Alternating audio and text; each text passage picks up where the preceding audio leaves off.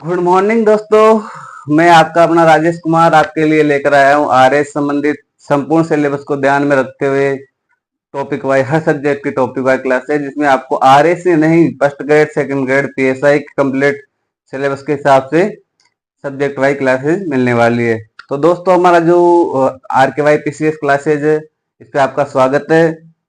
अपना जो चैनल है उसको सब्सक्राइब कीजिए, अपने दोस्त के पास शेयर कीजिए, ताकि ज्यादा से ज्यादा स्टूडेंट अपनी क्लासों के साथ जुड़ सके। और दोस्तों जो भी टॉपिक मैं पढ़ा रहा हूँ उसके आप साथ के साथ अपने नोट्स भी बनाते रहे, ताकि बाद में फिर आपको केवल रिवीजन की जरूरत पड़े। और बार बार रिवीजन करने से ही जो भी टॉपिक होगा वो अपना कंप्लीट होगा। कहते हैं ना कि करत करत अभ्यास जड़मत होए सुजान, रस्सी आवत जावत है सल्ला पे पड़े निशान। तो दोस्तों बार बार अभ्यास करने से, तो जैसे रस्सी आती जाती है तो उससे क्या, सिल्ला, सिल्ला का मतलब होता है पत्थर, तो उससे तो पत्थर भी कट जाता है। तो बार बार अभ्यास करने से ऐसा कोई टॉपिक नहीं होगा जो आपको याद ना हो। तो जो भी हमने स्टार्ट किया था उसमें हमने 2 सब्जेक्ट स्टार्ट की थी अभी तक, एक तो राजस्थान पॉलिटी और एक राजस्थान क्लास संस्कृति। दोस्तों धीरे धीरे हमने जो भी एक विचार बनाया है कि जो भी क्लास होगी तो हम उसको कंप्लीट एनालिसिस के रूप में स्टार्ट करने वाले हैं। और क्लास संस्कृति ही नहीं, राजस्थान पॉलिटी क्लास संस्कृति नहीं, इसके बाद में हम हिस्ट्री क्लास स्टार्ट करेंगे। उसके बाद में हमने ज्योग्राफी स्टार्ट करेंगे, हम वर्ल्ड ज्योग्राफी स्टार्ट करेंगे, इंडिया पॉलिटी स्टार्ट करेंगे और इंडिया हिस्ट्री स्टार्ट करेंगे। हाँ दोस्तों, और सेकंड ग्रेड वालों के लिए एक विशेष सूचना है कि हम जो दर्शन शास्त्र है, जो 4 सब्जेक्ट है सेकंड पेपर के एसएसटी के, उसमें दर्शन शास्त्र, समाज शास्त्र, अर्थशास्त्र और एक लोक प्रशासन, ये चारों सब्जेक्ट हम स्टार्ट करने वाले हैं। बाकी जो भी और जो सब्जेक्ट है, जैसे राजस्थान पॉलिटी, हिस्ट्री क्लास संस्कृति, इंडिया हिस्ट्री, ये तो उसमें आ ही जाएंगे हमारे राजस्थान के सिलेबस में, जो आरएस का सिलेबस है। लेकिन ये 4 सब्जेक्ट ही आपको अलग पढ़ने पड़ेंगे। उनमें एक तो राजस्थान, एक तो अर्थशास्त्र होगा, एक लोक प्रशासन होगा, एक समाज शास्त्र होगा और एक दर्शन शास्त्र होगा। उसके अलावा दोस्तों आपको मनोविज्ञान और टीचिंग मेथड वो पढ़ने की जरूरत है। तो उनको भी साथ में लेके चलेंगे, लेकिन ये 4 सब्जेक्टों का हम विशेष ध्यान देंगे। तो इनकी भी हम क्लासेस लगाने की कोशिश कर रहे हैं अलग से, कि ये 4 सब्जेक्ट है इनको भी कंप्लीट करा दिया जाए। और दोस्तों आप इस बात की टेंशन मत करना कि टॉपिक जो भी मैटर है वो कम दे रहे हैं, नहीं, जितना हो सके उतना टॉपिक मैटर दे रहे हैं। बस आप अपने नोट्स बनाइए। अगर स्पीड से चल रही है क्लासेस तो पॉज कर करके अपना नोट्स बना सकते हैं। हाँ, नोट्स बनाने के बाद आप बार बार रिविजन कीजिए। तो हमने पढ़ा था, जो क्लास संस्कृति थी हमने उसने पढ़ा था आभूषण। पहला टॉपिक था अपना आभूषण, आभूषण कंप्लीट कर लिए। उसके बाद में हमने चित्रकला स्टार्ट किया था। चित्रकला में हमने मेवाड़ पढ़ लिया था। मेवाड़ में हमने उदयपुर शैली पढ़ी थी, नाथद्वारा पढ़ी थी, चावंड पढ़ी थी और देवगढ़ पढ़ी थी। उनमें हमने उनके चित्रकार देख लिए, उनके शासक भी देखे थे। उसके बाद हमने स्टार्ट किया था मारवाड़ चित्रकला। तो मारवाड़ चित्रकला में हमने जोधपुर शैली पढ़ ली थी। जोधपुर के बाद में हमने बीकानेर शैली पढ़ ली थी। और हम पढ़ेंगे अब नेक्स्ट कौन सी है, किशनगढ़। उसके बाद में हम पढ़ेंगे अजमेर, फिर पढ़ेंगे नागौर, फिर पढ़ेंगे जैसलमेर। इस प्रकार हमारा जो मारवाड़ चित्र शैली है ये भी कंप्लीट हो जाएगा दोस्तों। तो जितना हो सके उतना हम क्या कर रहे हैं, यहाँ बोर्ड पर लिखवा कर पढ़ाने की कोशिश कर रहे हैं। दोस्तों बोर्ड पे लिखवाने का कारण यही है कि आप साथ के साथ अपने भी नोट्स भी कंप्लीट करते रहो। तो हम स्टार्ट करेंगे, हमारा जो टॉपिक है उसमें मारवाड़ चित्रशैली। कौन सा टॉपिक चल रहा है दोस्तों अपना, मारवाड़ चित्रशैली। मारवाड़ मारवाड़ चित्रशैली। मारवाड़ चित्रशैली में चल रही है अपनी, 2 पढ़ ली थी हमने, जोधपुर चित्रशैली और बीकानेर चित्रशैली। अब हमारी चल रही है किशनगढ़ चित्रशैली। तीसरी वाली कौन सी है, किशनगढ़, किशनगढ़ चित्रशैली। किशनगढ़ चित्रशैली। दोस्तों किशनगढ़ चित्रशैली के बारे में जो भी कोई बात है, जो भी पॉइंट है, बिल्कुल नहीं छोड़ेंगे, पूरा लिखवाने की कोशिश करेंगे। ऐसा होगा कि शायद ही कोई क्वेश्चन इससे बाहर जाए। और दोस्तों आपको पता है कि जो भी एग्जाम होता है वनडे का लगभग, तो उसमें जो किशनगढ़ से लिए क्वेश्चन पूछा ही जाता है। तो इसका उद्गम कैसे हुआ, प्रमुख चित्रकार कौन से प्रमुख चित्रकार कौन से हैं, और इनका कौन से शासनकाल में उदय हुआ, इनके उपनाम क्या क्या हैं। तो दोस्तों संपूर्ण डिटेल हम पढ़ेंगे इसके किशनगढ़ शैली के बारे में, संपूर्ण जानकारी लेंगे इसके बारे में। ऐसा कोई टॉपिक नहीं होगा, ऐसा कोई पॉइंट नहीं होगा जो हम छोड़ेंगे। तो बस आपका यही है कि आप साथ के साथ अपने नोट्स भी बनाते रहें। तो ये जो किशनगढ़ चित्रशैली है दोस्तों, इसे हम बनेटरी भी बोलते हैं और इसे कागजी शैली भी बोलते हैं। जिसके नाम क्या है, किनके शासनकाल में इनका प्रारंभ हुआ इसका, और ये हमारी राजस्थान की लोकप्रिय शैली है। तो अब स्टार्ट करते हैं हमारा जो लिखने वाला टॉपिक है वो पॉइंट। पहला पॉइंट होगा इसके बारे में ये राजस्थान राजस्थान की लोक लोकप्रिय शैली है। ये राजस्थान की क्या है, लोकप्रिय शैली। ये राजस्थान की लोकप्रिय शैली है। और इस शैली को प्रकाश में लाने का श्रेय किसे जाता है? इसे इस शैली को प्रकाश में लाने का श्रेय, यानी इस शैली को प्रकाश में लाने का श्रेय किसे जाता है? तो दो व्यक्ति हैं जिनको इसका श्रेय जाता है। तो पहला कौन सा है? फैयाज अली। फैयाज अली। दूसरा कौन सा है? Eric Dixon. दूसरा कौन सा है? Eric Dixon. Eric Dixon. तो दो व्यक्ति हैं, कौन सा? फैयाज अली और एरिक डिक्सन। ये दोनों व्यक्तियों को जाता है, किसको, किसका श्रेय जाता है कि जो किशनगढ़ से लिए उसका प्रकाश में लाने का श्रेय फैयाज अली और एरिक डिक्सन को जाता है। इसके बाद में जो नेक्स्ट पॉइंट है इसका, वो क्या है दोस्तों? जो किशनगढ़ से लिए इसका स्वर्ण काल और इसका प्रारंभ काल किनके शासनकाल को कहा जाता है? तो इसका स्वर्ण काल और इसका प्रारंभ काल इस शैली का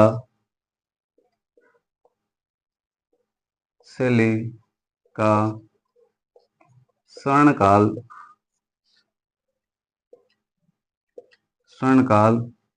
और प्रारंभ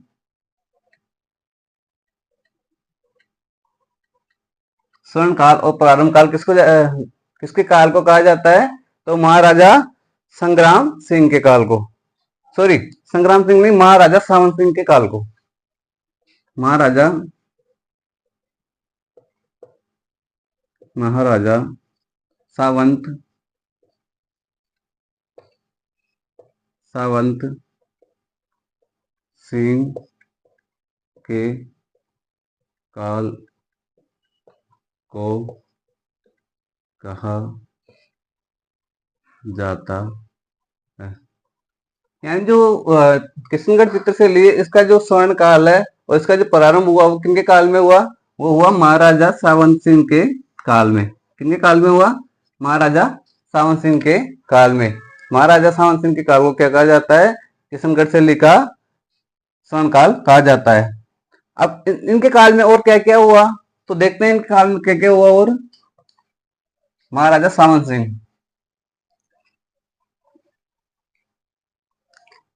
इनके काल में अपनी प्रेमिका महाराजा सावंत सिंह, महाराजा सावंत सिंह, इनके काल में अपनी जो प्रेमिका थी कौन सी? रसिक बिहारी। कौन थी? रसिक बिहारी।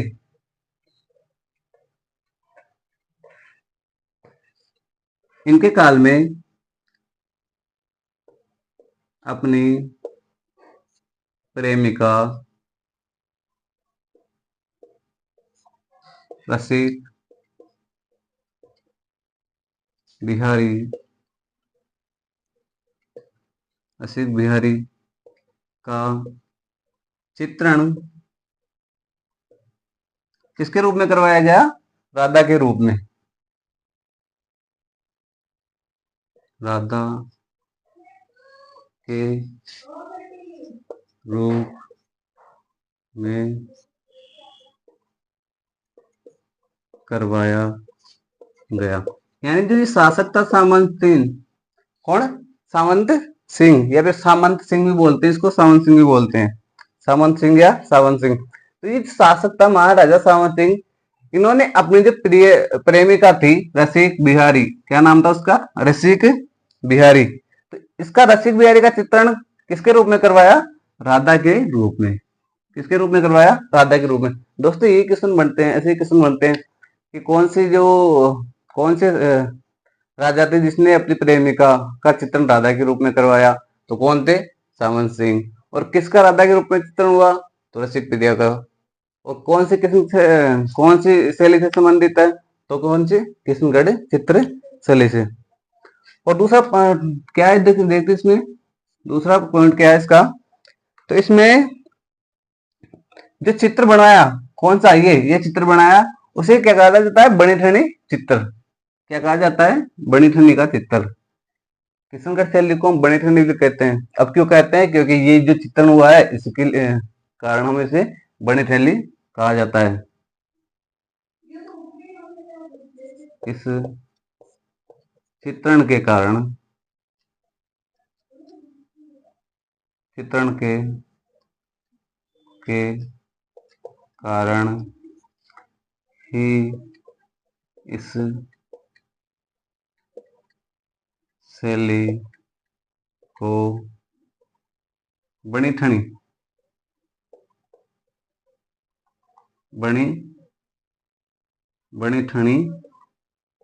शैली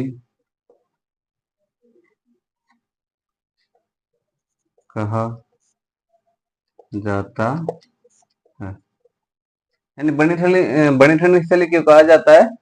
क्योंकि यही चित्र था, कौन सा? ये राधा के रूप में चित्रण हुआ, इसी कारण इसे क्या कहा जाता है? इस शैली को बनी ठनी चित्र शैली कहा जाता है।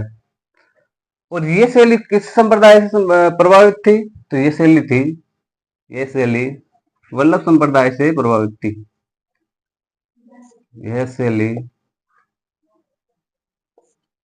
वल्लभ संप्रदाय से प्रभावित थी। किस संप्रदाय से प्रभावित थी? ये वल्लभ संप्रदाय से प्रभावित थी। कौन सी शैली? किशनगढ़ शैली। तो हमने देखा जोधपुर शैली वल्लभ संप्रदाय से प्रभावित थी। और वल्लभ संप्रदाय का ज्यादा प्रभाव कब हुआ? राजा राज सिंह के काल में, जो हमने देखा था पहले, उसके काल में। अभी जो राजा थे सावंत सिंह, ये राजा सावंत सिंह, इन्होंने क्या किया?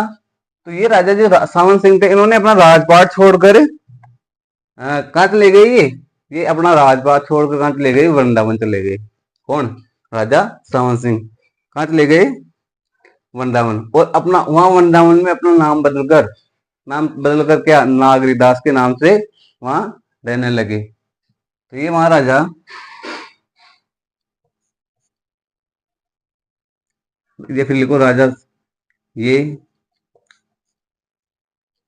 अपना, यानी राजा सावंत सिंह ये अपना राजपाट, ये राजकाज छोड़कर कहाँ चले गए? वृंदावन चले गए। और वहां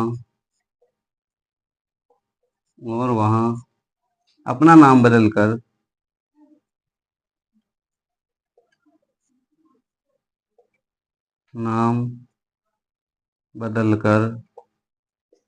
क्या रखा? नागरीदास रखा। नागरीदास रखा।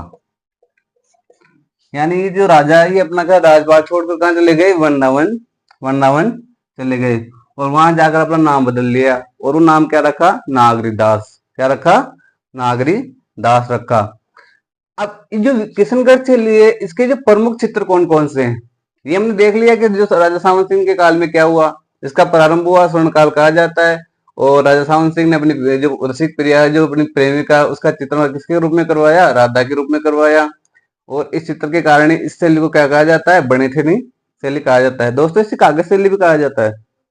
तो इस शैली को क्या कहा जाता है, बणिठनी शैली कहा जाता है। ये शैली वल्लभ संप्रदाय से प्रभावित है। ये शैली वल्लभ संप्रदाय से प्रभावित है। और ये अपना राजपाट, कौन, ही राजा सावन सिंह है, ये अपना राजपाट छोड़कर कहाँ चले गए, वृंदावन चले गए। और वृंदावन में जाकर अपना नाम बदलकर क्या रखा, नागरीदास रखा। तो दोस्तों ये किस्म बनते हैं, बनी ठनी किस काल में स्वर्ण काल है। बनी ठनी जो किशनगढ़ से चित्र शैली का स्वर्ण काल किसके काल को कहा जाता है। और राजा ने अपना नाम बदलकर क्या रखा, नागरीदास रखा। और इस शैली में सबसे ज्यादा किस संप्रदाय का प्रभाव है, तो वल्लभ संप्रदाय का प्रभाव है। तो दोस्तों ये किस्म बनते हैं, इनमें से किस्म आते हैं। वो तो क्या, हम किस्म जो जब परीक्षा में बैठते हैं तो कंफ्यूज हो जाते हैं, लेकिन बाकी किस्म इन्हीं से निकल के आते हैं। तो इसका कारण एक ही है कि हम क्या बार बार यूज नहीं करते, हमारा जो कॉन्फिडेंस है वो आधा होता है कि हाँ हो सकता है, नहीं हो सकता, हो सकता है, नहीं हो सकता। तो उस कॉन्फिडेंस को बढ़ाने के लिए हमें बार बार यूज करने की आवश्यकता है, तो उससे हमारा टॉपिक कंप्लीट हो जाएगा। तो ये कारण था इसका। अब इस जो किशनगढ़ चित्र से ले, इसके जो प्रमुख चित्र कौन कौन से हैं, तो वो देखते हैं हम। इसके प्रमुख चित्र दोस्तों अपने नोट्स भी बनाते रहो साथ के साथ, जो मैं लिख रहा हूँ एज इट इज वैसा का वैसा आप भी अपने नोट्स में लिखते रहे। अब इसके प्रमुख चित्र कौन कौन से हैं, इसके प्रमुख चित्र, प्रमुख चित्र कौन कौन से हैं। तो दोस्तों इसके प्रमुख चित्र दो हैं, कौन कौन से हैं, दो है, कौन कौन से हैं। तो पहला है इसका बनी ठनी, जो हमने देखा था, बनी ठनी।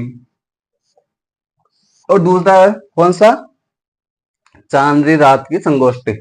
कौन सा है, चांदनी रात की, चांदनी रात की संगोष्ठी, चांदनी रात की संगोष्ठी। तो दोस्तों ये दो चित्र हैं किशनगढ़ से लिखे प्रमुख चित्रों में, दो चित्र हैं, बनी ठनी और एक चांदनी रात की संगोष्ठी। बनी ठनी और चांदनी रात की संगोष्ठी। अब बनी ठनी का देख लिया हमने, किसी काल में हुआ, सावन सिंह के काल में हुआ। और बनी ठनी का चित्र क्या था, तो उनकी जो प्रेमिका थी रसिक प्रिया, उन्हीं का ही क्या था, राधा के रूप में चित्रण था। उसे क्या कहा गया, बनी ठनी चित्र कहा गया। और इसके क्या क्या नाम है, किसके, बनी ठनी जो चित्र है इसका, और अन्य क्या क्या नाम है।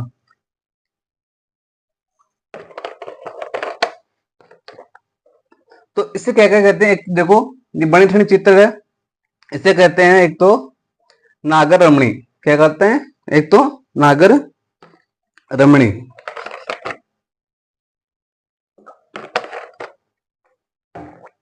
इसके उपनाम, अन्य नाम, अन्य नाम। तो पहला कौन सा है, नागर रमणी, ये इसके अन्य नाम है। दोस्तों यही किस्म आते हैं, पूछ लिया कि नागर रमणी किस चित्र शैली से संबंधित चित्र है, कंफ्यूज। ये इसके अन्य नाम है, नागर रमणी, बनी ठनी यानी किशनगढ़ शैली। नागर रमणी ये पहला इसका नाम है। दूसरा इसका नाम है कलावंती, कलावंती, ये इसका दूसरा नाम है। और तीसरा नाम है इसका उत्सव प्रिया, उत्सव प्रिया। तो इसके तीन नाम हो गए बनी ठनी के। पहला हो गया नागर रमणी, दूसरा हो गया कलावंती, और तीसरा हो गया उत्सव प्रिया। ये इसके क्या है, अन्य नाम है। अब इसके चित्रकार कौन से हैं, बनी ठनी चित्र शैली। भाई राजा जो सावन सिंह उसके काल में तो बना चित्र है, लेकिन बनाया किसने, ये तो ना भाई किसने बनाया। तो इसके जो प्रमुख चित्रकार कौन से हैं इसके, बनी ठनी के, तो इसका जो चित्रकार है वो है मोरध्वज। चित्रकार कौन है इसका, मोरध्वज, मोरध्वज निहाल चंद। कौन है, मोरध्वज, मोरध्वज निहाल चंद।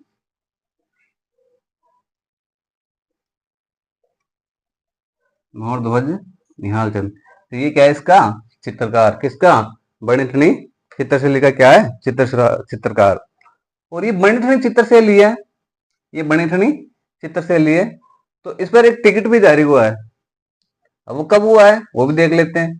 तो बणिठनी चित्रशैली पर टिकट, दोस्तों आगे ले लेते हैं इसको, इस पर पूरा आएगा नहीं ये, एक एक करके देख लेंगे। पहले बणिठनी देख लेते हैं, फिर देख लेंगे चांदनी राग की संगोष्ठी। तो बणिठनी, बणिठनी,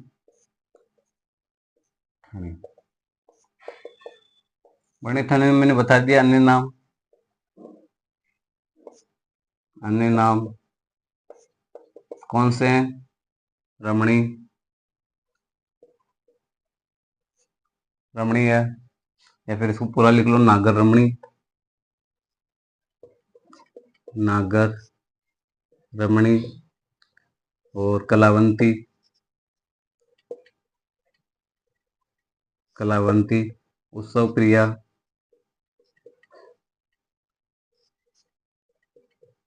उत्सव प्रिया, ये क्या है? इसके अन्य नाम है।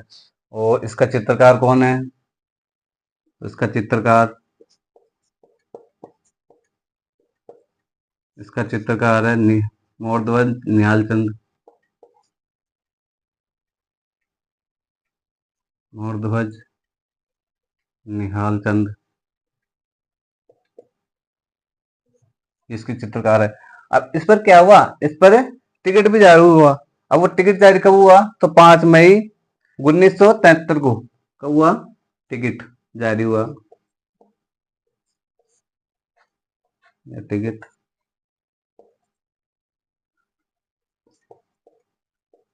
टिकट जारी कब हुआ? टिकट जारी 5 मई 1973 को क्या हुआ? टिकट जारी हुआ। और कितने पैसे का हुआ? 20 पैसे का टिकट जारी हुआ। कितने पैसे का? 20 पैसे का, 20 पैसे का टिकट जारी हुआ। किस पर?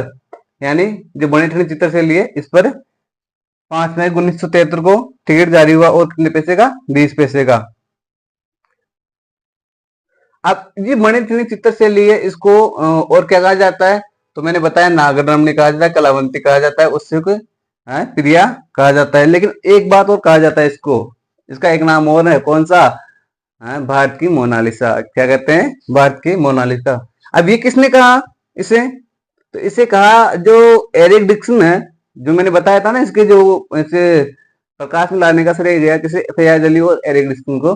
तो जो एरिक डिक्सन है उन्होंने इसे क्या कहा? भारत की मोनालिसा। यानी इसे इसे एरिक डिक्सन ने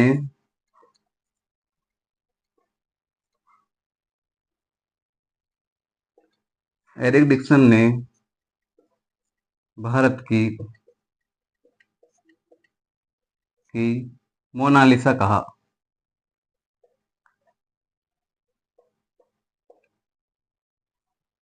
मोनालिसा कहा, मोनालिसा कहा। अभी मोनालिसा कौन है? ये मोनालिसा का चित्र किसने किया? यानी जो मोनालिसा का चित्रण है वैसा का एज इट इज किसका है? बणिठनी चित्रशैली का है ये चित्र है। जैसा मोनालिसा का है वैसा ही इसका है। इसलिए तो एरिक डिक्सन ने कहा कि ये क्या है? भारत की मोनालिसा। अभी मोनालिसा का चित्रण किसने किया था? तो इसका चित्रण किया था जो मेन मोनालिसा है इसका, तो लियोनार्डो दा विंची, लियोनार्डो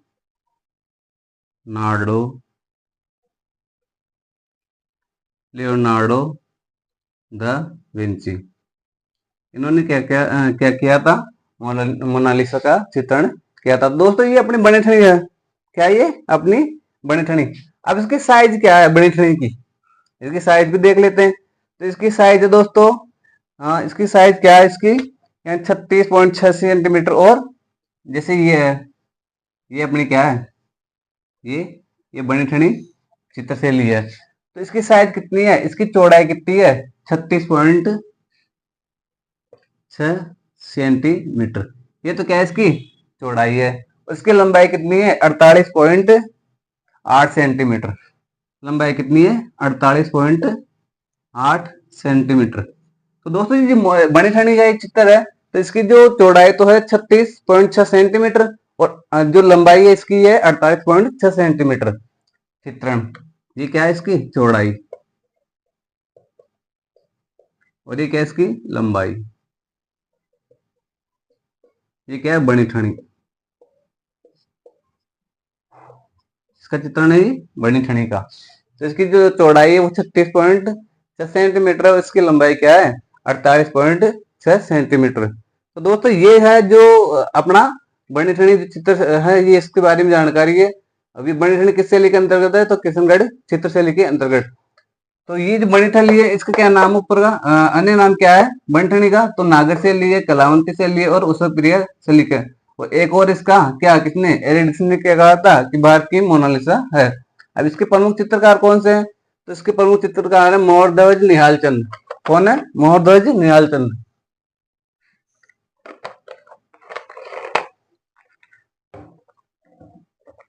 चित्रकार कौन है मोहरध्वज निहाल चंद।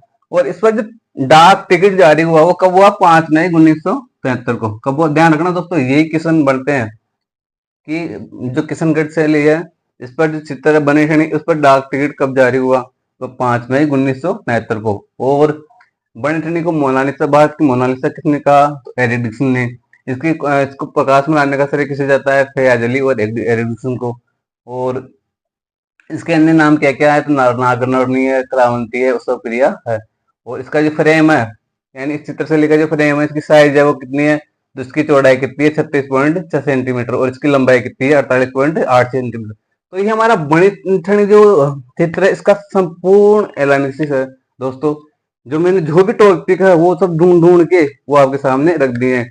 तो आप सेम टू सेम ऐसे कैसे आप नोट्स बनाते रहो ताकि आपको बाद में फिर रिविजन करने की जरूरत पड़े दोस्तों। इसके अलावा आपको फिर और कहीं से मैटर इकट्ठा करने की जरूरत नहीं है, ये कंप्लीट मैटर है। जितना हो सके उतना गहन से गहन पढ़ाने की कोशिश कर रहा हूँ, तो आपके लिए ये बहुत ज्यादा फायदेमंद रहेगा। तो जो हमने देखी बने ठनी, तो इसके बारे में पॉइंट देखी। अब जो दूसरा चित्र कौन सा है वो है चांदनी रात की संगोष्ठी। उसके बारे में कोई ज्यादा नहीं है तो मैं इधर लिख देता हूँ चांदनी रात की संगोष्ठी। उसके बारे में एक प्रमुख चित्रकार है बस। दूसरा चित्र कौन सा है, चांदनी रात की, चांदनी रात की, चांदनी रात की संगोष्ठी, चांदनी रात की संगोष्ठी। इसके प्रमुख चित्रकार कौन है, प्रमुख चित्रकार चांदनी रात की संगोष्ठी, इसका प्रमुख चित्रकार कौन है, तो अमरचंद है। कौन है, अमरचंद इसका प्रमुख चित्रकार है, अमरचंद। क्या नाम है इसका, अमरचंद का। तो यही बात ध्यान रखने की उसमें कि चांदनी रात की जो संगोष्ठी है उसका प्रमुख चित्रकार कौन है, अमरचंद। और जो मेन जो चित्र है वो है बनी ठनी। जो भी क्वेश्चन आता है वो लगभग यही से आता है, बनी ठनी से। कुछ भी पूछ सकता है, अन्य नाम पूछ सकता है, टिकट पूछ सकता है, चित्रकार पूछ सकता है। ध्यान रखना दोस्तों, इसका जो बनी ठनी का चित्रकार है वो है मोहरध्वज निहाल चंद। कौन है, मोहरध्वज निहाल चंद। और टिकट जारी हुआ 5 मई 1973 को। और मोनालिसा किसने कहा, तो एरिक डिक्सन ने कहा। किसने कहा, एरिक डिक्सन ने कहा। और इसको प्रकाश में लाने का श्रेय किसे जाता है, फयाज अली और एरिक डिक्सन को। किसे जाता है, फयाज अली अली और एरिक डिक्सन।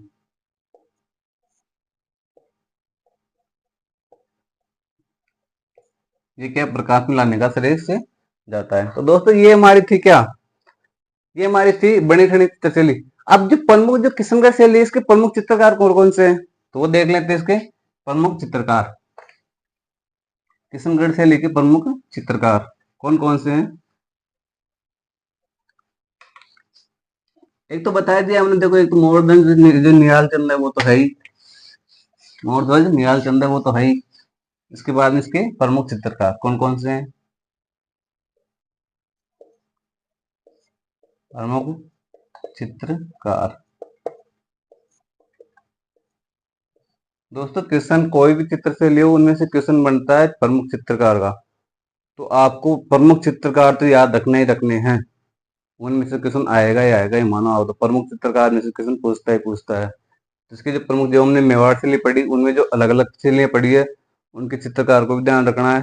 और जो हमने मारवाड़ चित्रशैलियाँ पढ़ी है, जैसे उसमें जोधपुर बीकानेर पढ़ी है, तो उनके चित्रकार को भी आपको ध्यान में रखना है। इसके प्रमुख चित्रकार कौन कौन से हैं? एक तो कौन सा है जो मैंने पढ़ा है, मोरध्वज निहाल चंद, मोरध्वज निहाल चंद, मोरध्वज निहाल चंद, निहाल चंद। दूसरा पढ़ा है मैंने अमरचंद, अमरचंद। दूसरा पढ़ा है मैंने अमरचंद। दूसरा और तीसरा पढ़ा है सूरध्वज। तीसरा कौन सा है? स्वर सूरध्वज, सूरध्वज।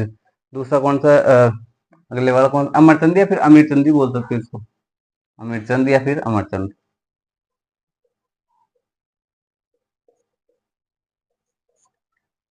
तीसरा कौन सा है? सूरध्वज। और नेक्स्ट कौन सा है इसका? लाडली दास, लाडली, लाडली दास। ये प्रमुख चित्रकार हैं दोस्तों। इसके बाद में नानकराम, नानक राम। इसके बाद में सवाई राम,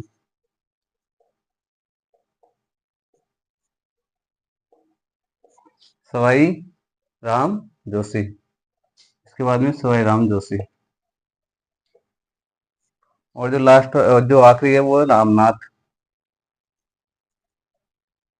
रामनाथ और रामनाथ और भंवरलाल।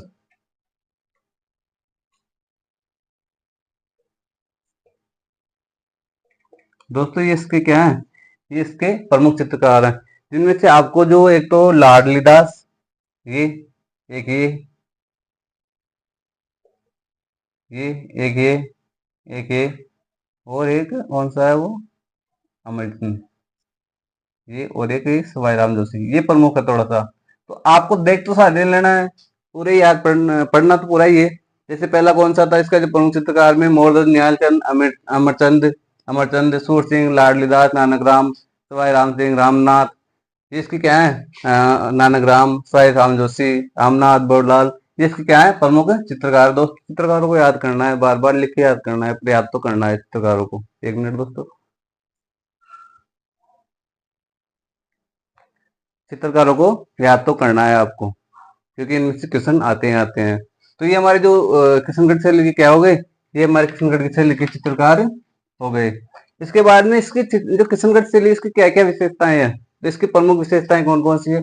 दोस्तों जो भी टॉपिक है जैसे किशनगढ़ से लिए, तो मैं इसके अलग अलग बाहर डिवाइडेशन करके पढ़ा रहा हूँ आपको, यानी मतलब कुछ भी नहीं छोड़ रहा हूँ, ये मानो आप तो इतना लेके चल रहा हूँ। अब इसकी प्रमुख विशेषताएं क्या क्या है? हमने जो पढ़ लिया इसके चित्रकार कौन कौन से हैं, अब इसकी प्रमुख विशेषताएं क्या क्या है? प्रमुख विशेषताएं, इसकी प्रमुख विशेषताएं।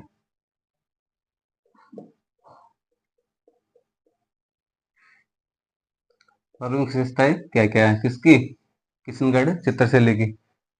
तो इसका प्रमुख रंग कौन सा है? विशेषताओं में प्रमुख रंग, प्रमुख रंग, रंग कौन सा है? तो रंग इसका सफेद और गुलाबी। दोस्तों हमने देखा था इसके रंग, जो भी चित्रशैली पढ़ाई थी हमने उसके रंग देखे थे, उनमें से इसके भी रंग कौन कौन से हैं? जैसे हम जोधपुर के भी रंग देखे, सबके रंग देखे, तो वो विशेषताओं में आते हैं। जैसे इसका रंग कौन कौन सा है? सफेद और गुलाबी, सफेद और गुलाबी। ये क्या है इसके प्रमुख, प्रमुख रंग है। इसके बाद में इसमें अ, और क्या इसकी समस्या, क्या विशेषता है इसकी? यानी जो हमने देखा था कि हाशियों पर इसमें कौन से कलर का प्रयोग हो रहा है, हमने देखा था अलवर में बेलबूटी का हो रहा है, जोधपुर पीले का हो रहा है, और जयपुर में गहरा लाल हो रहा है। अब ये किशनगढ़ में किसका हो रहा है? तो किशनगढ़ में गुलाबी रंग का प्रयोग हो रहा है। तो इसमें लिखो हाशिए पर प्रयोग, हाशिए पर प्रयोग। यानी बताया ना हास्य का मतलब क्या होता है। जैसे हास्य का मतलब ये बॉक्स है कोई, ये है, तो ये क्या हो गए इसके, ये क्या हो गए, ये इसके हास्य हो गए। तो ये हास्य पर जो कलर का प्रयोग होता है वो कौन सा होता है, गुलाबी कलर का। कौन सा होता है, गुलाबी कलर का। अब उसकी अगली विशेषता क्या है इसकी, इसकी अगली विशेषता है कि ये नारी सौंदर्य के लिए सर्वाधिक चित्रण हुआ है। इसमें किसमें, इसमें इसमें इसमें नारी सौंदर्य का सर्वाधिक चित्रण, सर्वाधिक चित्रण हुआ।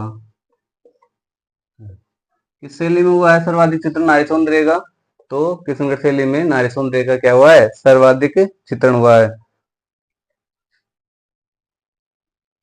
और इसमें महिला की नाक में बेस्तर जो भी आभूषण होता है उसका भी चित्रण हुआ है इसमें। इस शैली में जो महिला की नाक में बेसर या बेसरी आभूषण का भी चित्रण हुआ है। इस शैली में, इस शैली में महिला की नाक में बेसर या बेसरी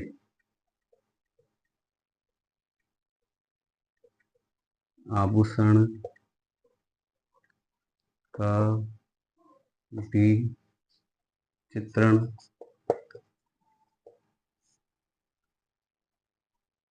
हुआ है। बोलते हैं ना नथ वगैरह उससे वैसे ही। तो जो महिला की नाक में बेसर या बेसरी आभूषण का चित्र कौन सी शैली में हुआ है, किशनगढ़ चित्र शैली में। और सर्वाधिक नारी सौंदर्य का चित्र कौन सी शैली में हुआ है, तो किशनगढ़ शैली में हुआ है। अब ये जो किशनगढ़ शैली है इसका किस शैली का प्रभाव हुआ, किशनगढ़ शैली पर कौन सी शैली का प्रभाव पड़ा, तो इस शैली पर कांगड़ा शैली का सर्वाधिक प्रभाव पड़ा है। इस शैली पर कांगड़ा शैली, कांगड़ा शैली, कांगड़ा का मतलब होता है पहाड़ी, कांगड़ा का मतलब होता है पहाड़ी शैली, पहाड़ी शैली का प्रभाव पड़ा। इसका प्रभाव पड़ा है कौन शैली का, तो कांगड़ा शैली का। इसमें आ सकता है दोस्तों कि कांगड़ा शैली का प्रभाव किस शैली पर पड़ा है, तो कांगड़ा शैली का प्रभाव किशनगढ़ शैली पर दिखाई देता है। इसकी नेक्स्ट विशेषता क्या है, तो नेक्स्ट विशेषता है इसकी, इसमें तीखी नाक और नीम की पत्ती जैसी बोहे के बारे में बताया गया है। इसमें महिला की आंखें तीर के समान और इसमें महिला की आंखें तीर के समान और खंजर के समान बताई गई है। साथ ही इसमें जो महिला की जो नाक है वो तीखी बताई गई है और बोहें पत्ती जैसी बताई गई है। यानी इसमें महिला की आंखें तीर के समान, इसमें महिला की आंखें तीर के समान, महिला की आंखें तीर के समान या तीर कमान भी समझ लो, खंजर भी समझ लो, तीर कमान के समान और खंजर के समान बताई गई है।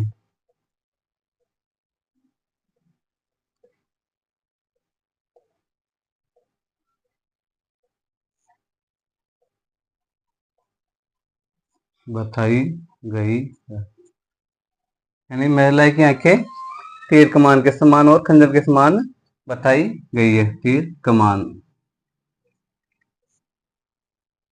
खंजर के समान बताई गई है। और इसकी नाक तीखी, नाक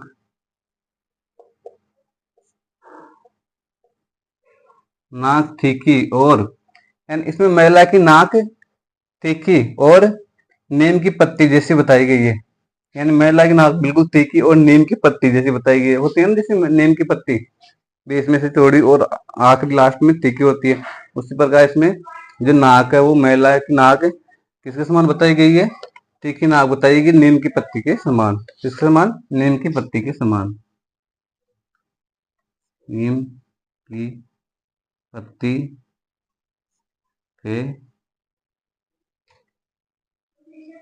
के समान बताई गई है। यानी इसमें जो महिला की आंखें तो वो तीर कमान के समान बताई गई है, खंजर के समान बताई गई है। और जिसकी नाक है वो नीम की पत्ती के समान बताई गई है।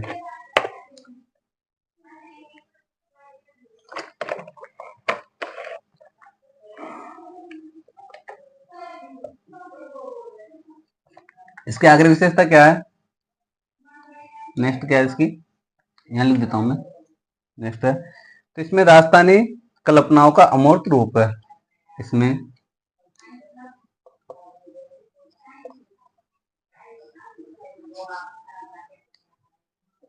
राजस्थानी कल्पनाओं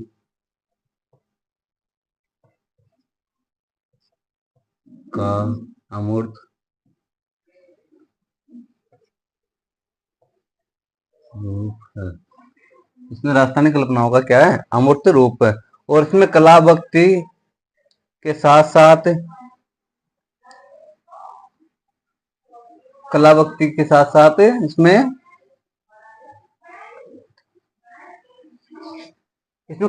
के साथ साथ समन्वय भी दिखाई देता है। इसमें इस शैली में कला भक्ति का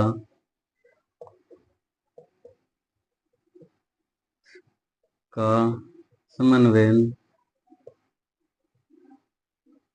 भी दिखाई देता है। तो दोस्तों ये हमारी क्या हो गई?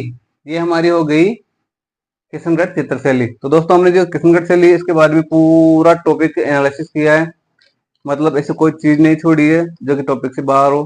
तो हमारी जो किशनगढ़ का शैली का जो टॉपिक है वो कंप्लीट होता है दोस्तों। उसके बाद में हमने पढ़ेंगे अजमेर शैली। लेकिन उससे पहले एक बार विशेषता और देख लो कि इसमें प्रमुख रंग कौन सा है? सफेद गुलाबी है। और राष्ट्रीय पर प्रयोग किसका हुआ है? गुलाबी रंग का हुआ है। इसमें नारी सौंदर्य का सर्वाधिक चित्रण हुआ है। और इस शैली में महिलाओं की नाक में बेसर शैली आभूषण का, महिला की जो नाक होती है उसमें नब्बे सा आभूषण होता है बेसर शैली का, तो उसका भी इसमें क्या हुआ है? चित्रण हुआ है। इसके बाद में इस शैली को यानी किस शैली का प्रभाव पड़ा है? तो इस शैली पर कांगड़ा शैली का प्रभाव पड़ा है। इसका कांगड़ा शैली का प्रभाव पड़ा है। अब कांगड़ा शैली का मतलब क्या है? जो पहाड़ी शैली होती है उसे क्या कहते हैं? कांगड़ा शैली कहते हैं। इसमें महिला की आंखें किसके समान बताई गई है? तीर कमान के समान बताई गई है। और तीर कमान के साथ ही खंजर के समान भी बताई गई है। और इसके में जो महिला की नाक होती है वो बिल्कुल ठीक होती है। कैसी होती है? नीम की पत्ती के समान। और इस शैली में इस शैली में कला भक्ति का भी समन्वय दिखाया गया है। यानी कला भक्ति को भी इसमें है इंक्लूड किया गया है, यानी इसमें कला भक्ति को भी सम्मिलित किया गया है। इसके बाद में जो विशेषता है ये राजस्थान कल्पनाओं का क्या है? ये चित्र शैली राजस्थान कल्पनाओं का अमूर्त रूप है। तो दोस्तों हमारी ये जो किशनगढ़ शैली ये कंप्लीट होती है। तो मैंने इसमें बता दिया आपको कि इसका प्रकाश में लाने का श्रेय किसका है, चित्र कौन से हैं, किसके शासनकाल में प्रारंभ हुआ, किसके शासनकाल को स्वर्ण काल कहा जाता है, और बनी ठहरने के चित्र शैली जो चित्रकार वो कौन से हैं, प्रमुख चित्रकार कौन से हैं, और एरिक डिक्सन ने क्या कहा है, इस पर डाक टिकट कब जारी हुआ है। ये मैंने बने ठहरने के बारे में संपूर्ण बता दिया। और जो किशनगढ़ शैली की इसकी विशेषता भी हमने यहाँ पे लिखवा दी है। तो दोस्तों आप अपने नोट्स में as it is same to same ऐसा का ऐसा लिखते रहो, उससे आपको क्या है जो रिविजन करने में कोई समस्या नहीं होगी। तो जो नेक्स्ट जो शैली होगी वो होगी अजमेर शैली। नेक्स्ट कौन सी शैली होगी? अजमेर शैली।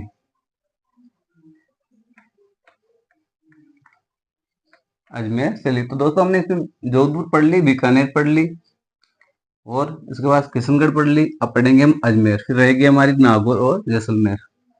नागौर और जैसलमेर पढ़ने के बाद हमारी जो मारवाड़ की तस्वीर है वो कंप्लीट हो जाएगी। इसके बाद पढ़ेंगे हम अजमेर चित्रशैली। अजमेर चित्र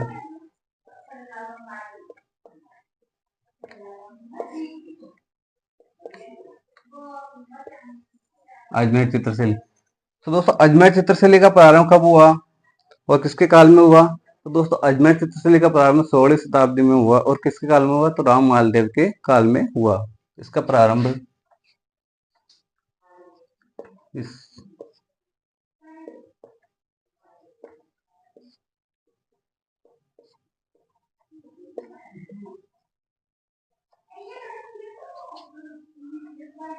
शैली का प्रारंभ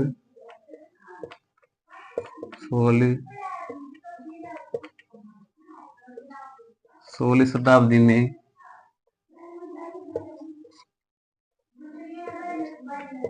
राव मालदेव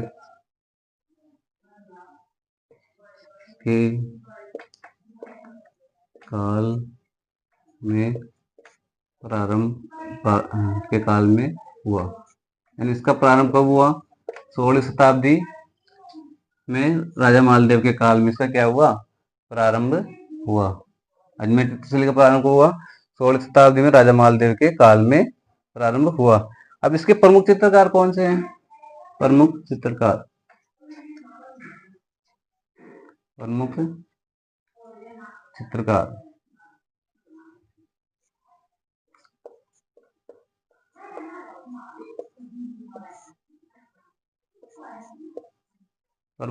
कौन से हैं?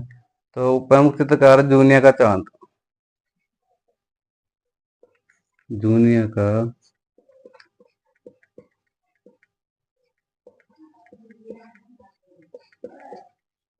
का चांद। अब जूनिया का चांद जो चित्र है, जूनिया का चांद जो चित्रकार है, इन्होंने किन का चित्र बनाया? तो इन्होंने पाबूजी का चित्र बनाया था। लिख ली साथ में, इन्होंने पाबूजी का चित्र बनाया। इसका बनाया इन्होंने पाबूजी का चित्र बनाया। और दूसरा कौन सा है? सांवर का तेज। दूसरा चित्रकार कौन सा है?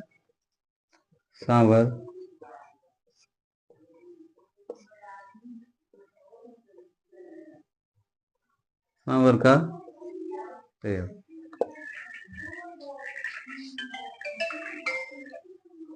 सांवर का तैयब। दूसरा कौन है चित्रकार? सांवर का तैयब। और तीसरा कौन सा है? साहिबा। साहिबा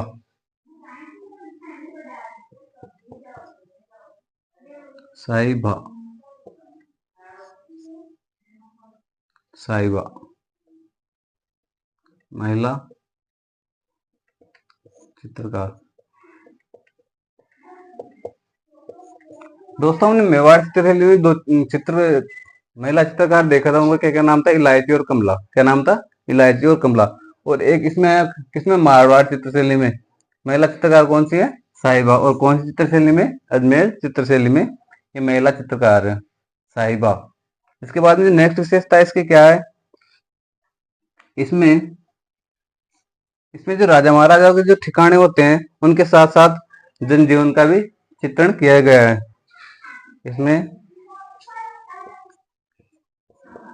इसमें ठिकानों के साथ साथ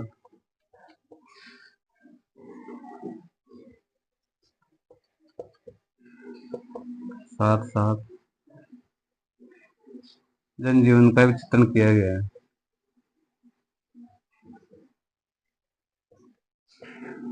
का भी चित्रण किया गया है। इसमें ठिकानों के साथ साथ किसका चित्रण हुआ है? जनजीवन का भी चित्रण किया गया है। और जो ये अजमेर चित्रशैली है, इसमें जो महिलाएं होती है उनके हाथ में मेहंदी का चित्रण भी किया गया है। यानी इस चित्रशैली में महिलाओं के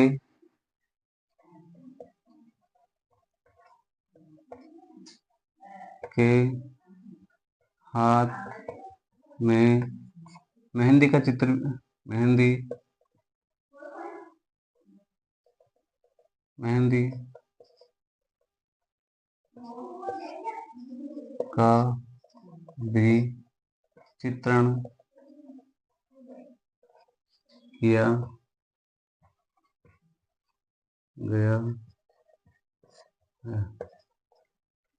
ये इसकी विशेषता है दोस्तों, ये जो अजमेर चित्रशैली है इसकी विशेषता है। तो इस शैली का प्रारंभ कब हुआ? इसकी शैली का प्रारंभ हुआ 16वीं शताब्दी में राव मालदेव के काल में। इसके प्रमुख चित्रकार कौन कौन से? जूनिया का चांद है और शाहरुमल का तैयब है, और जो महिला चित्रकार उसका नाम है साहिबा। अब जिस जूनिया का चांद है, इन्होंने किसका चित्रण किया था? इन्होंने बाबूजी का चित्रण किया था। उसके बाद में जो जो इनमें ठिकाने हैं उनके साथ साथ इसमें क्या हुआ है? जनजीवन का भी चित्रण हुआ है। यानी ठिकानों के साथ साथ जो वहाँ का वातावरण है, वहाँ का जो परिवेश है, वहाँ के जो रहन सहन है, वहाँ के लोगों के बारे में भी इसमें क्या बताया गया है। ठिकानों के साथ साथ इसमें जनजीवन का भी चित्रण हुआ है। और इसमें महिला, जो महिलाएं होती है उनके हाथ में जो मेहंदी लगी होती है उसका भी इसमें चित्रण किया गया है। दोस्तों ये क्वेश्चन आ सकता है कि महिलाओं के हाथ में जो मेहंदी का चित्रण कौन सी चित्रशैली में किया गया है? तो अजमेर चित्रशैली में किया गया है।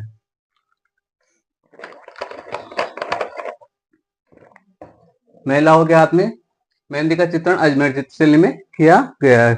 अब इसके बारे में देखते हैं दोस्तों। मैंने बताया इसका चित्रकार याद रखना पहले तो, और इसका प्रारंभ कब हुआ, इसका स्वर्णकाल भी यही है, रावल महादेव का काल है। अब इसका जो जो इसका जो महिला चित्रकार है साहिबा, इसका भी नाम याद रखना। अब इसके बाद में हम देखेंगे कि कौन सी चित्रशैली? नागौर चित्रशैली। कौन सी देखेंगे? नागौर चित्रशैली के बारे में देखेंगे।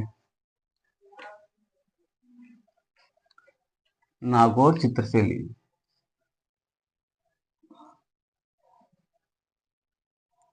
ये हमारी क्या चल रही है? मारवाड़ चित्रशैली। क्या चल रही है? मारवाड़ चित्रशैली। तो मारवाड़ चित्रशैली में जोधपुर पढ़ ली, बीकानेर पढ़ ली, उसके बाद में हमने किशनगढ़ पढ़ ली, अजमेर पढ़ ली। अब कौन सी पढ़ेगी? नागौर। फिर कौन सी रहेगी? जैसलमेर। कौन सी रहेगी? जैसलमेर। अब जो पांच कौन सी है? नागौर चित्रशैली। नागौर चित्रशैली।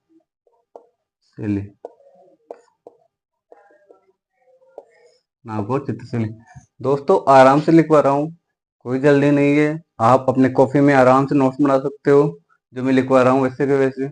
आपको बहुत ज्यादा फायदा होगा। 99% क्वेश्चन बाहर नहीं जाएंगे दोस्तों। जितना हो सके उतना डीपली लेके चल रहा हूँ।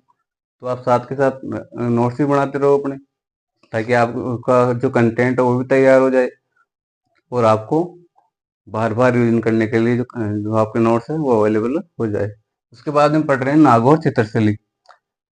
अब इसकी जगह ज्यादा तो नहीं है, लेकिन इसमें देखेंगे उसकी क्या क्या विशेषता है। तो इस शैली में फीके और बुझे रंगों का प्रयोग हुआ है। इस शैली में फीके और बुझे रंगों का प्रयोग, बुझे रंगों का प्रयोग प्रयोग हुआ है। फीके का मतलब होता है मतलब हल्का, हल्के रंगों का क्या हुआ है? प्रयोग हुआ है। और इस शैली में पारदर्शी वस्त्रों का चित्रण हुआ है। इस शैली में पारदर्शी पारदर्शी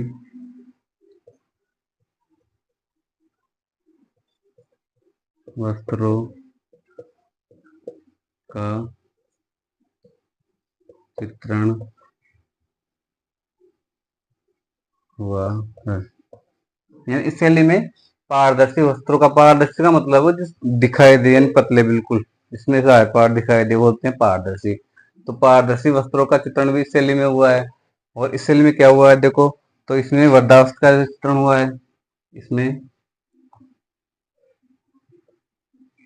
वृद्धावस्था का चित्रण हुआ है। वृद्धावस्था का चित्रण हुआ है। यानी इस शैली में जो वृद्धावस्था का भी चित्रण हुआ है। वो इस शैली में ठाकुर इंद्र सिंह का भी चित्रण हुआ है। ठाकुर ठाकुर इंद्र सिंह का चित्रण हुआ है। इस शैली में ठाकुर इंद्र सिंह का चित्रण हुआ है। तो इसकी विशेषता हो गई।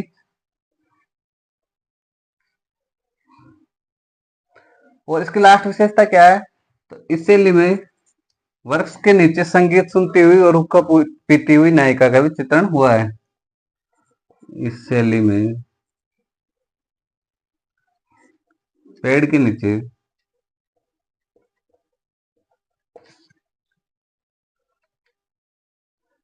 नीचे संगीत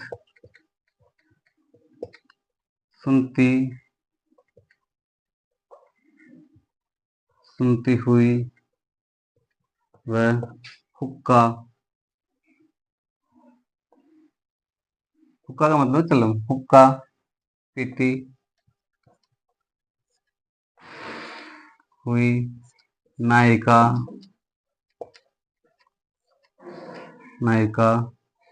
का चित्रण हुआ है। तो दोस्तों इसकी ये विशेषता है और कोई ज्यादा नहीं है नागौर शैली में। इसमें एक तो फीके और बुझे रंगों का प्रयोग हुआ है। फीके और बुझे रंगों का प्रयोग हुआ है। और इस शैली में पारदर्शी वस्त्रों का चित्रण हुआ है।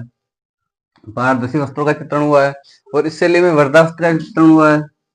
वर्द लोगों का चित्रण हुआ है। और इस शैली में ठाकुर इंद्र सिंह का भी चित्रण हुआ है। ध्यान रखना दोस्तों, ये क्वेश्चन आ सकता है कि ठाकुर इंद्र सिंह का चित्रण किस शैली में हुआ है और वृद्धावस्था का चित्रण किस शैली में हुआ है। तो ये सब क्या हुआ है? नागौर शैली में।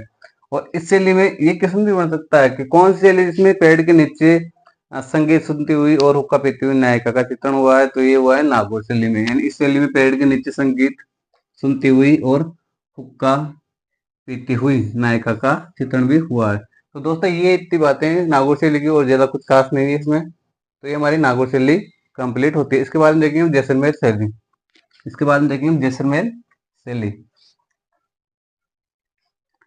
जैसलमेर शैली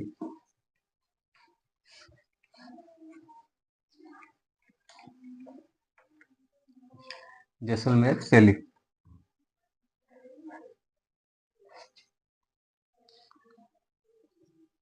कौन सी नेक्स्ट? जैसलमेर शैली।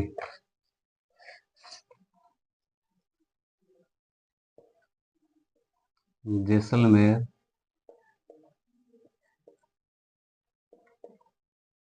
शैली। अब दोस्तों जैसलमेर शैली के बारे में क्या क्या बता रखा है जो कि मारवाड़ शैली के अंतर्गत आती है। तो इसमें क्या है, मैंने बताया था आपको, कब बताया था? जोधपुर शैली बताया था तब, कि सर्वाधिक मुंबल के चित्र किसमें बनाए गए हैं? तो जैसलमेर शैली में। तो इसमें सर्वाधिक मुंबल के चित्रित हुए हैं। सर्वाधिक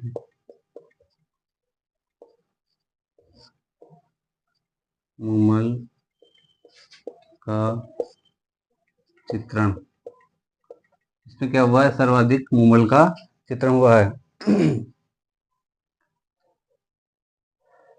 इसमें सर्वाधिक किसका चित्रण हुआ है? मुंबल का चित्र हुआ है। दोस्तों जैसलमेर शैली है ये क्या, ये शैली एकमात्र ऐसी शैली है जिसमें किसी भी शैली का प्रभाव नहीं पड़ा है। ये एकमात्र ऐसी शैली है,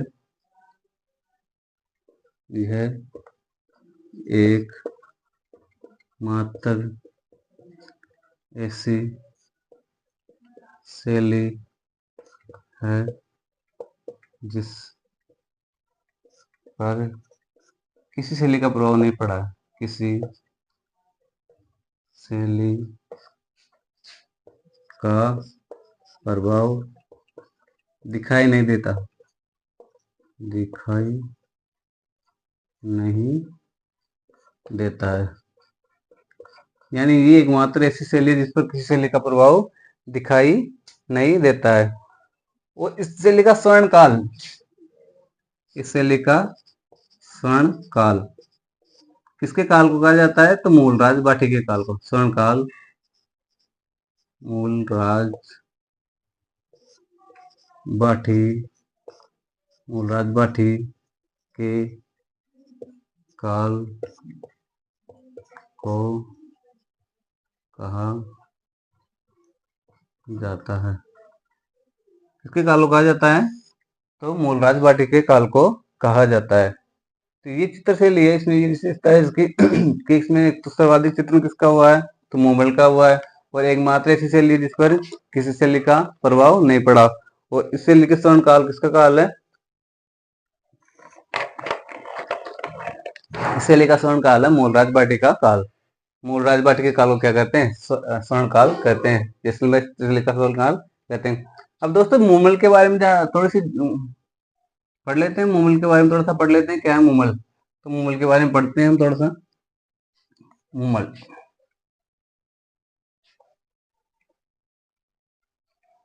मूमल के बारे में पढ़ते हैं। मूमल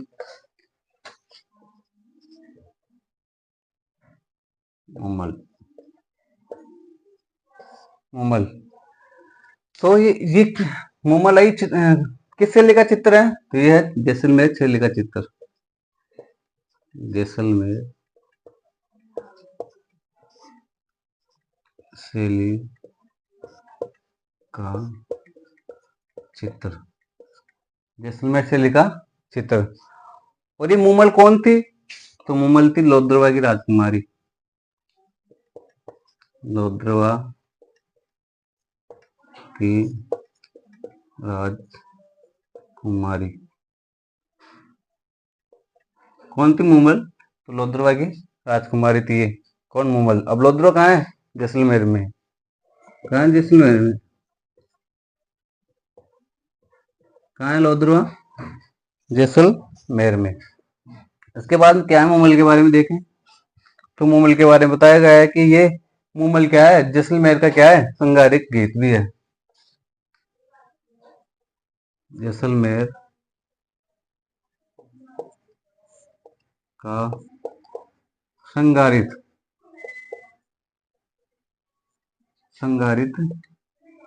गीत भी है। मूमल क्या है?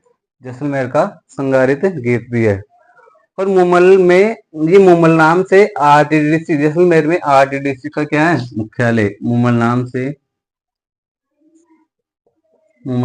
से जैसलमेर में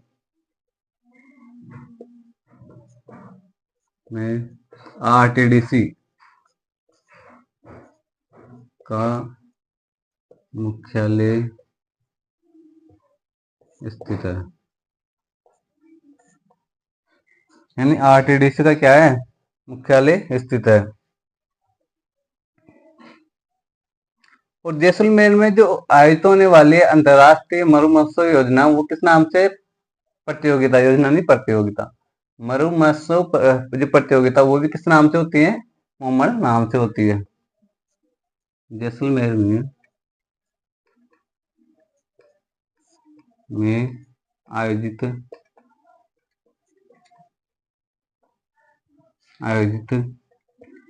होने वाले मरु महोत्सव प्रतियोगिता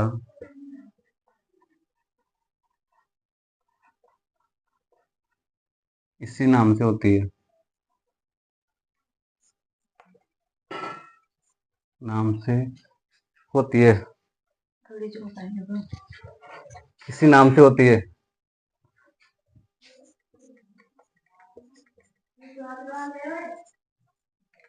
इसी नाम से होती है। तो जो जैसलमेर में आयोजित होने वाली जो प्रतियोगिता है, वो किस नाम से होती है? मरु महोत्सव इसी नाम से होती है। किसके नाम से? मूमल के नाम से। किसके नाम से होती है? मूमल के नाम से। किसके नाम से आयोजित होती है? मूमल के नाम से। और ये मूमल नाम है, ये जो लक्ष्मी कुमारी चूड़ावत है, उसकी रचना का क्या नाम है? उसकी रचना का नाम भी क्या है? मूमल।